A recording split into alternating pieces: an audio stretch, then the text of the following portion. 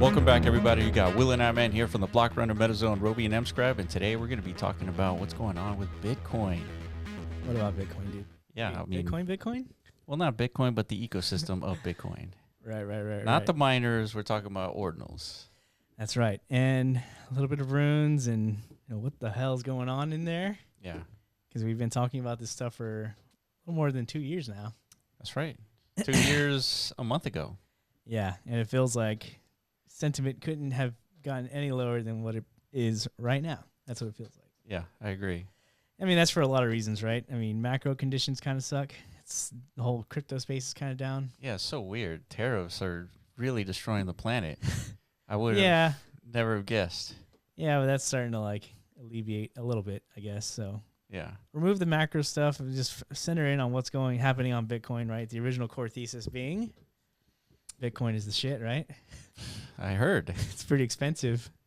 Yeah. So you would think building stuff on it would be a good idea. Yeah, that's a good thesis. We thought so Yeah. 2 years ago when we first discovered the Ordinals white paper. I was like, this is interesting.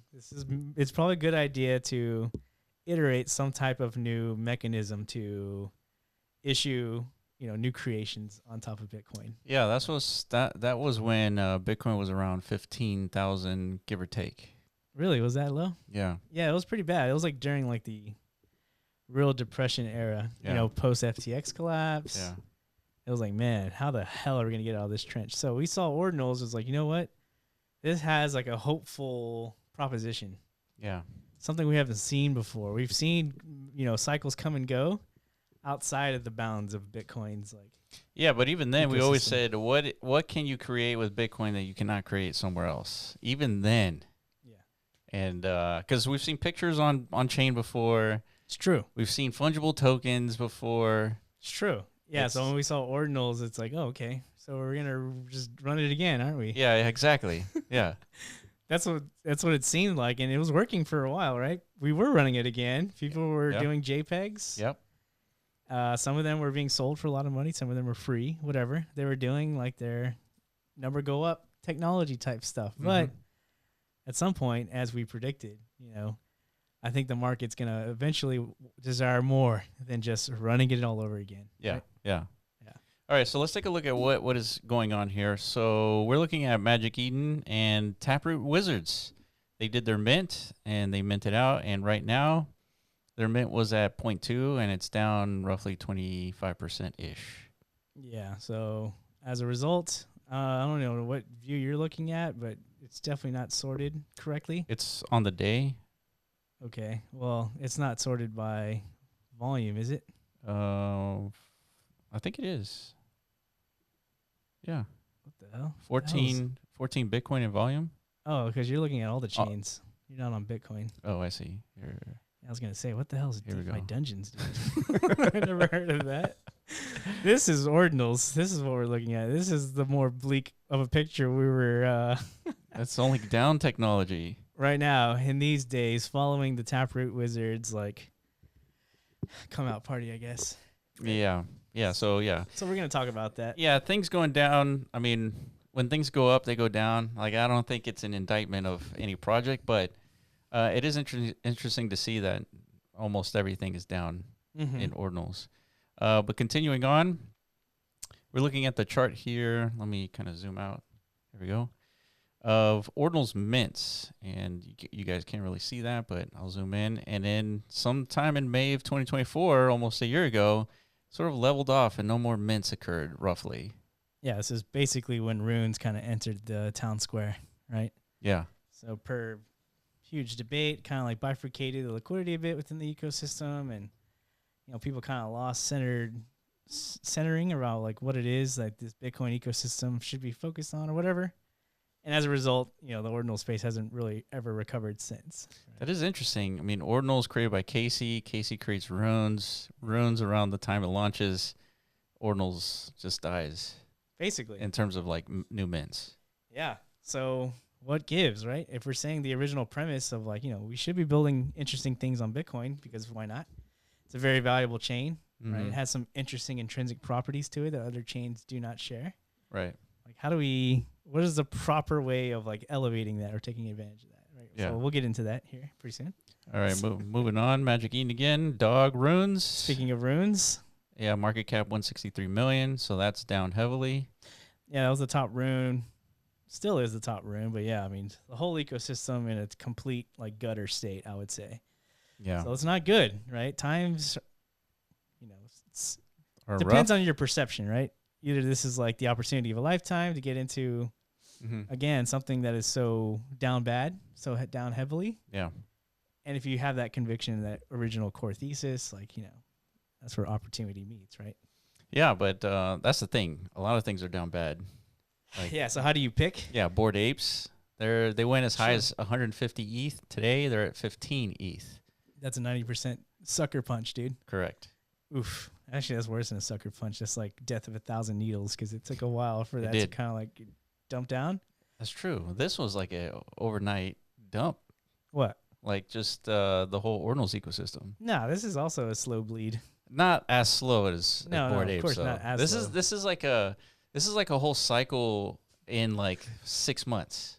Yeah, I mean, we've seen this happen already with the AI meme coin space. That was 6 months. That was an actual sucker punch. That was like a gut punch, dude. That was like 6 weeks of euphoria and then just straight down. Straight down. Yeah.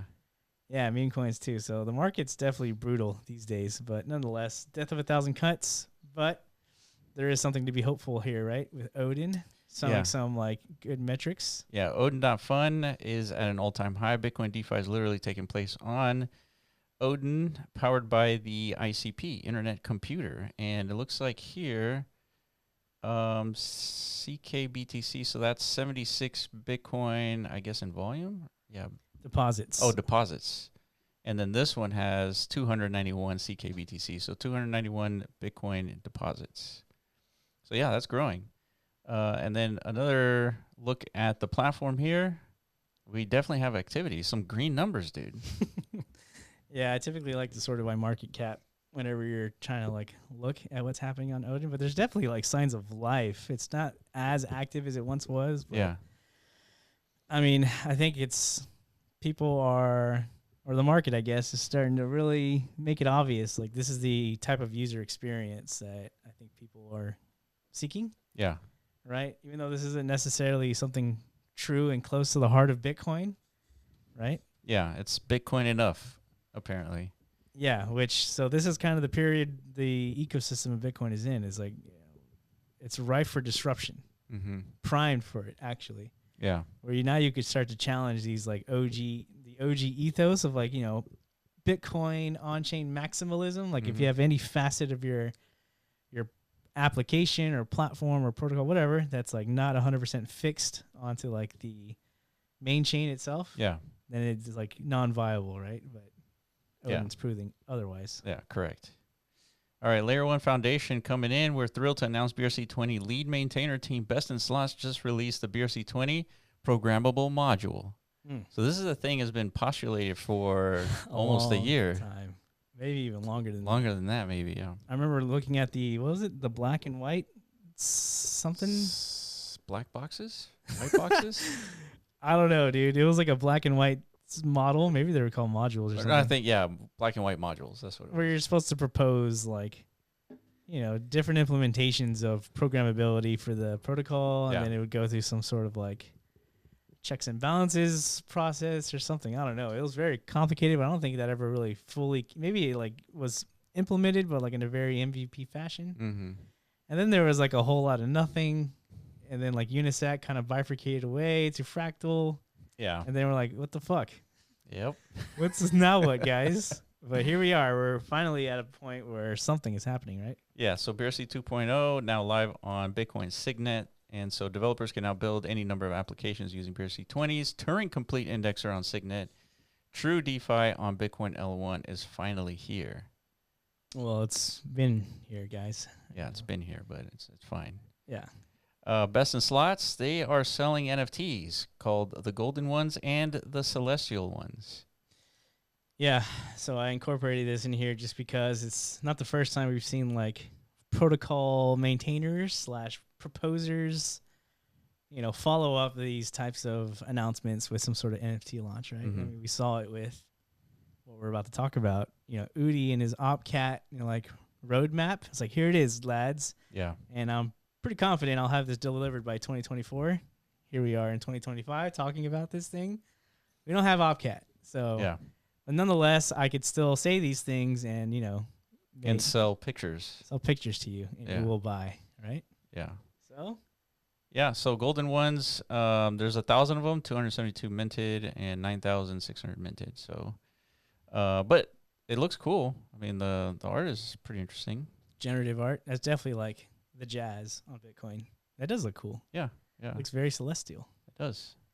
Very nice. All right, moving on. So we were talking about Odin and Taproot Wizards. They sold out. All the remaining Taproot Wizards sold at the final clearing price of 0.31. We expected to distribute all Taproot Wizards 24 hours. And so that was a few days ago. Yeah, this was it. Remember last time we talked about the Bitcoin space? The big upcoming event was this launch. Mm-hmm. So it worked out. It did. Yeah. $30 million later, the Taproot Wizards, they exist. And they're in the hands and the ownership of, OGs, I guess. Yeah, yeah.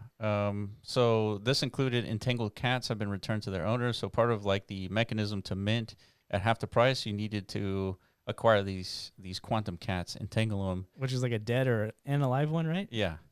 So entangling them means what? It's like you're just... I think you're staking them somewhere. I think you sent them to like an address. Yeah, and then, that way they can like allocate the discount to the right people. Correct. And then now that the mint's done, it's like, all right, you can have them back. Yeah. And then what ensues? Boom. And it says entangled cats have been released. Everyone's holding their top ordinals, and it's down 51%. Yeah. I mean, that's pretty predictable stuff, right? Yeah. Yeah, as soon as it's basically like airdrop farming, you acquire the assets that are Exactly. needed to acquire your airdrop allocation, and then once you get your airdrop, you just dump your assets. And we saw that with the Pengus, right? Remember? That penguins? and runestones, Pengus as well. Yeah, it's like people were buying up the pudgy penguins for the Pengu airdrop, and that was like the first time we've seen an NFT like go parabolic. But as soon as the airdrop happened, obviously like a damn 70-80% dumping. So standard stuff, but nonetheless, again, the real conversation here is like timing, market optics. Yeah. Is there a responsibility for somebody like in like Udi and the Taproot Wizards team to kind of like not impose this degree of damage whenever the ecosystem's already in its like most dire state? Yeah. Those are the questions people are asking right now, right? Yeah, and I guess people minting this, what's the strategy here? What is it like? I don't know if you need a strategy in crypto these days. I think it's more like, what was the belief? Okay, yeah, what's the belief? Yeah. Well, yeah. Do you believe that Udi and team are going to enable OpCat, a thing that requires miners to adjust? Right. I don't know. Well, that is part of the belief. That's part of the dogma of the Udi, the Church of Udi, right? Yeah. Not only does he have the fame and accolade of that 4 megabyte inscription. Correct. Yeah. In the very early days where we started covering Ordinals, that was like a landmark scenario where everybody was talking about. Yeah, which essentially it's an image that they collaborated with a miner to mine any particular block of Bitcoin. The entire block is 4 megabytes, which is an image. And was that even him or them? That might have been like, because apparently this art is not like, did not originate from Udi. It like Maven's bot, somebody else. There's an actual artist out there. Maybe that was their art and they put it on Bitcoin for them. I don't know. So there's like a cultural like shifting there as well. So they're like, I did this. Yes, basically they're borrowing the IP of some other artist out there. Yeah, who also has his own collection. I think it's like the Taproot the Bitcoin Wizards, not the Taproot Wizards. Yeah. So there's like there's a clash. It's pretty messy of a situation, but nonetheless, hopefully, whoever was the originator of that art got some sort of residuals out of this mint. Right. Yeah, it kind of makes sense. I mean, that's $30 million. Yeah. So we're looking at Taproot. Where did all the money go? So in November they raised $7.5 million. They raised $12 million in revenue from Quantum Cats, $30 million in fundraising in February 2025, and then just recently the Taproot Wizards did $30 million expected from their sale. So that's roughly $80 million. And all this to go to potentially getting OpCat to Bitcoin, allegedly. Yeah. So the question is, will that happen? Even if it does, is that like actually what's going to bring like a reinvigorated market to this space? I don't know. I mean, it's quite the shift. That's quite the feat to actually like. I would say so. Achieve consensus among miners. Right? Yeah. Yeah. That doesn't happen too often. No, it doesn't. Yeah. But I don't even think $80 million would cut it. No. To be honest, the amount of money that's on the line for a shift like that. Yeah. Yeah, I don't think there's any team or man that could just show up to like the cabal of miners and be like, guys, this is what we need to do. Yeah, this is what They're like, yes, sir. Yeah. I don't care how much money you show up with. It's like, dude, we burned that in like a month. It's like literally. Yeah. It's like, you get your fucking wizard picks away from me, dude. Yeah. You're crazy. All right, so moving on here. The Wizards significant is because it kicked off the Ordinals movement. So like, why are we talking about Wizards? Why is there a significance to these things? That one iconic 4 megabyte block didn't just mint the original Taproot Wizards. It cracked open a new era for Bitcoin. So Wizards proved the laser eyes wrong by showing that Bitcoin could be more than just a store of value. It could also be a canvas for digital culture. By inscribing the largest block in Bitcoin's history, they drew attention to the underutilized block space and made a bold statement about Bitcoin's future. Now this is what I'm talking about. This is somebody who believes. Yeah, that's right. The act directly sparked the creation of everything from QuantumCast to a renewed cultural conversation about Bitcoin's role beyond monetary maximalism. So Wizards also helped reframe the conversation around Bitcoin's long-term security model. Okay. Now we're getting somewhere. By demonstrating that block space can be valuable for things beyond the financial transactions. They highlighted a potential path towards sustaining Bitcoin through fees as block rewards decline. And culturally, they shifted the vibe now with infrastructure tools, new communities building on Bitcoin. A lot of it traces back to the singular defiant act. I mean, hey. Thank you. Not bad. I mean, it's not all bleak in the Taproot Wizard world, right? There is like some sort of like... Yeah, there's an angle of sustainability, an angle of creation to sustain Bitcoin. Well, there's a notable point in time where you can like say like this act was a catalyst for a lot of things that came after it, right?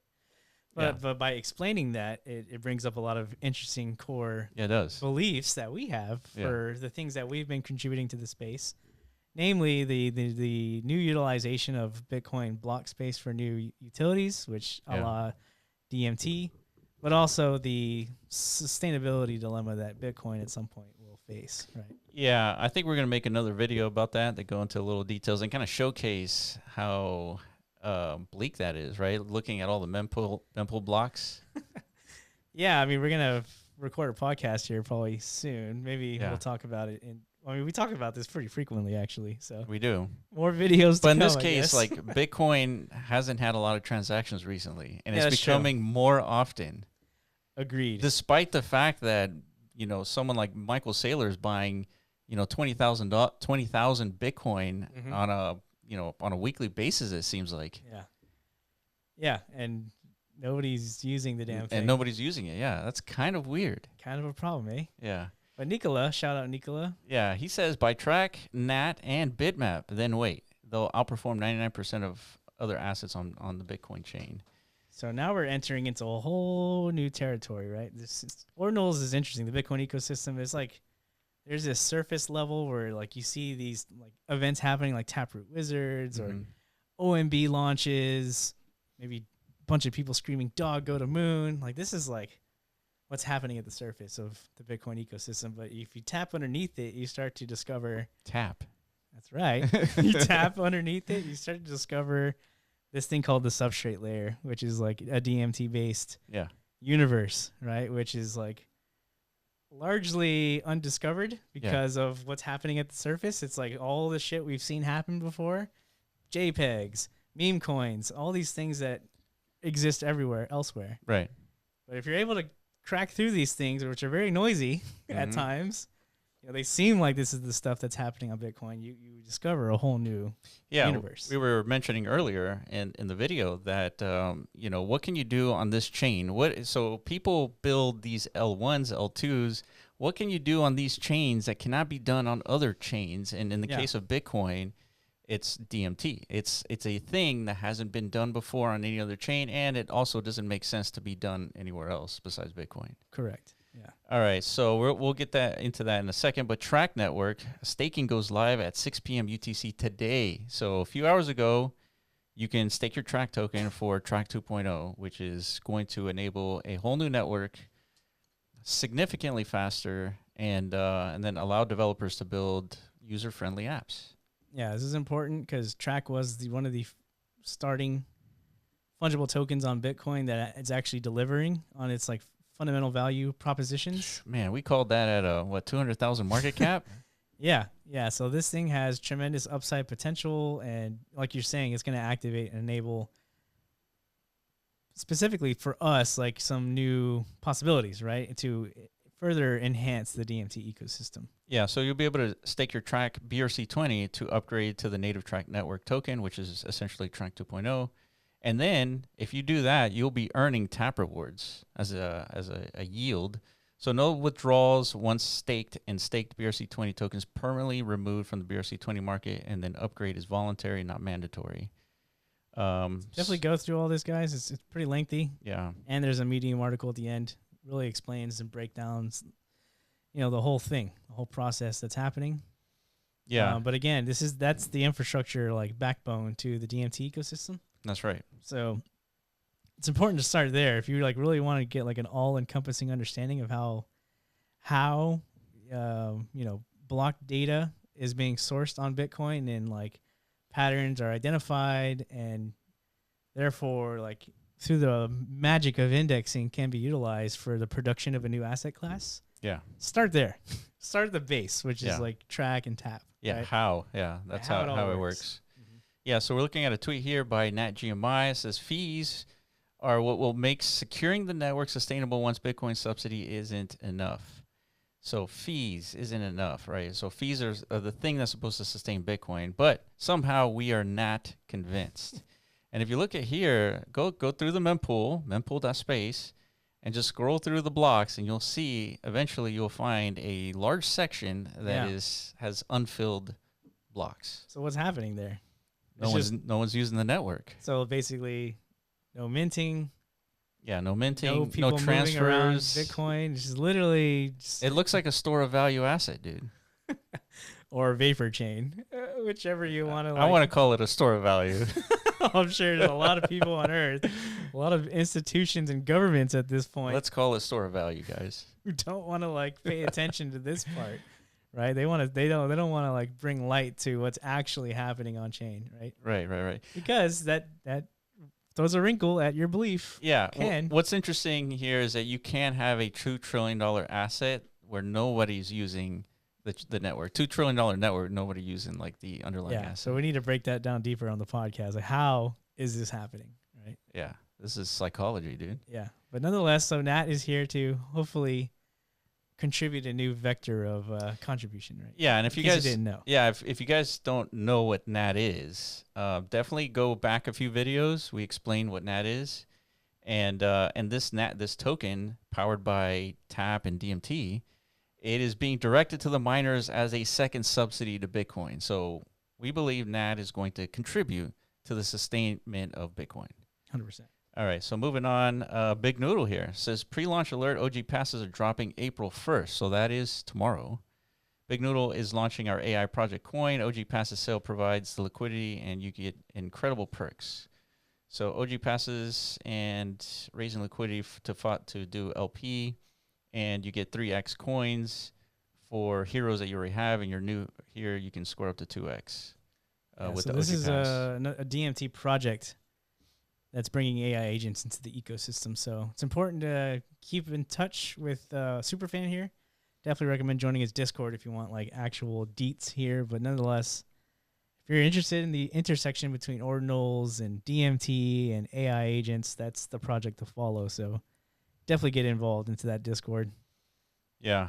And we got another one here posting here to make it canon and hold me to it. This is the 4 pillars. This is highly secure. So this is a GPU DPIN that secures the agents that they're going to be minting. Provenance, our agents are attached to Ordinals and NFTs. And then it says, incredible engineering meets unforeseen distribution. AI innovation moves fast. I think he says we eat our own dog food on our platform. Mm-hmm. And then it says blockchain driving a Web2 flywheel. Web2 founders who will change the world via agentic. Vertical businesses don't have to understand how immutability, tap protocol, decentralization, or digital matter theory will help them with meaningful impacts. So the focus here is to do agents, do them on Bitcoin, and then leverage digital matter theory to support the high density asset here. Should be interesting. So whenever all this rolls out, because it's definitely a new vector for the DMT space, right? Yeah. We haven't had full-fledged AI agents yet. Correct. Yeah, we've had almost everything else. Yeah, we still haven't tapped into the DeFi universe yet. Yeah. Which hopefully we can, but yeah. All right, so DMT isn't the only interesting thing happening. We got in the Sea of Red, one project is glowing green, and it's Bitmap. It's up 100%. Over the last 30 days. So yeah, it's been a while since we've talked about Bitmap. Maybe it's finally, sentiment is reversing because, I mean, Bitmap was one of the flagship discoveries of the Ordinals space. Yeah, I would say. Yeah, for sure. But with the discovery of a metaverse that was innately present on Bitcoin since its inception, came with it a high degree of execution risk, right? Because discovering something like a bitmap is now you have a semblance of a rule set. Yeah, cohesive structure to begin iterating on what a metaverse on Bitcoin could look like. But with that comes competing ideologies, actually proposing sound technical frameworks around this stuff so you can build something that's engaging and entertaining and fostering productive experiences. It's not easy, right? And we warned people in the early days, guys, all you guys who are really loving this Bitmap thing, just know what you're in for. This is a 10-year challenge, most likely. Yeah, just like how Bitcoin was a 10-year thing, right? Yeah, but what you want to see though is not something that gets a ton of shine in the beginning and is dead for 10 years and then just you want it to oscillate, right? Bitcoin does. Correct. Yeah. Yeah, it says, hint, it's not art, it's not a meme, it's not hype, it's digital matter, it's Bitmap. So, but yeah, it's up 100%. And finally, we have Bitmap charts look more bullish than anything else in crypto right now. Number one, consistently in Ordinal sales with 1,000 daily. And the train to the Oasis has left the station. And we're looking at the psychology chart. Classic psychology chart, dude. $300 Bitmap, Euphoria, and now it's at $10, $12, now 20, 30. Yeah, so are the beacons lit? Is this it? Are we exiting the depression era for Bitmap? Well, yeah, it's still wait and see, but I think the valuable proposition here is the metaverse angle because it is going to be a big deal, and especially it happening on Bitcoin. Yeah, I agree. So let us know in the comments. You guys want us to, is now the time to, have more focus on some Bitmap videos, or should we go deeper into DMT? Should we go deeper into Taproot Wizards and all the lore and the esteem behind that community? What is it? What is it you guys think and interpret as the real comeback story for Ordinals? Yeah, let us know in the comment section below. I'm definitely curious what you guys think. What is going to bring the ecosystem back in terms of interest and action and volume? Do we need more, do we need $100 million mint next? Is that the key? Or should we revert back to free and fair only? And fair, what is it, guys? Just give us your thoughts and opinions. Yeah, for sure. All right, that's it for us. I appreciate you guys for watching. Make sure you follow our Twitter accounts and definitely put a comment down below. We like to read everything. We like to reply to all the comments as well. So appreciate you guys for watching, and we'll catch you in the next video. Peace.